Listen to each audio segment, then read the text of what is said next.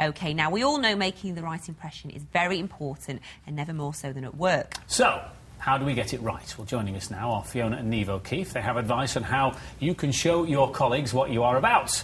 Ladies, welcome. Hello. Thank you. How might I show my colleagues what I'm about, ladies?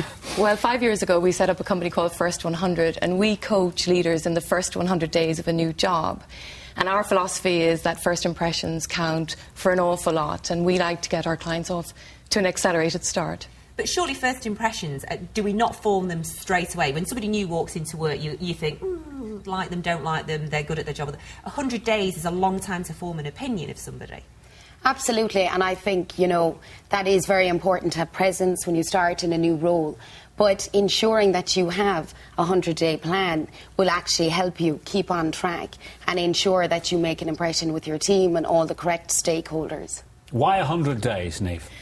Actually, the origins are from American presidents. Roosevelt had a very significant first 100 days, and Obama, there's many echoes of the Roosevelt experience with his first 100 days.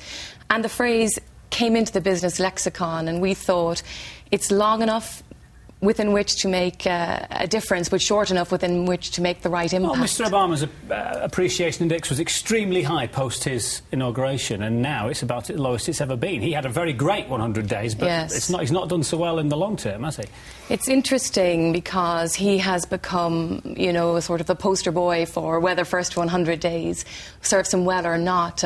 The way we look at it with the leaders that we serve, the first milestone is first 100 days, and the second milestone is end of the first 12 months. And that's another moment of judgment.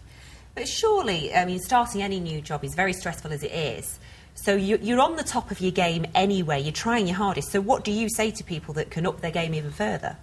Well, what we would say is very often people are very capable of doing the role, but what they need to do is before they actually start that new role, there's a mix of excitement and trepidation. They need to sit back, be a little bit measured, don't jump in and start firefighting, but actually take the time to develop your plan and make sure you get off to a good start. Haven't you done that already before you were interviewed for the job of being headhunted? Surely, if you've been given the job, one assumes that the employer thinks you can do it, don't they? At this point, the stakes are very high, and when we work with leaders across different industries, for example, we'd work with people in consultancies like Accenture and the oil companies like BP, and these are very experienced and capable people.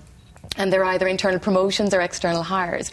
And yet, the step up, they've never necessarily had this particular job in this particular market. For example, this particular economy is something that we're all sort of feeling our way through. So every first 100 days has its unique nuances about it. And that's where we come in terms of what we can offer. Surely, Fiona, as long as you get the job done and you do it to the best of your ability and your bosses are happy with you, does it matter what other people think around you? Well, absolutely, and it's not just the people we're talking about. We're all about performance acceleration. So a lot of people can actually get the job done, but it's how quickly we can get the return on investment, because it's a very expensive business hiring people at a certain level, the cost of recruitment. So you can't afford to take that risk. So businesses want people to perform as quickly as possible. OK, ladies, many thanks for joining us. Time's run away, but thanks very much. Thank you. Very Thank interesting. you. Nice to have met you. Thank you. Thank you.